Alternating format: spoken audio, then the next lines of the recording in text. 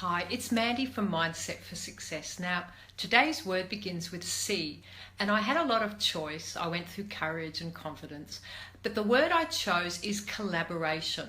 And I think it's a really timely word because when you look around the world today, we see corporate greed. We see governments who we no longer trust. We see people who are just all in it for what's in it for them.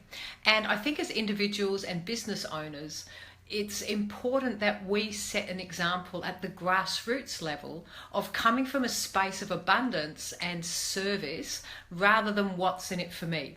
So your challenge today is collaboration, and you can add in the word connection. Who could you collaborate with today?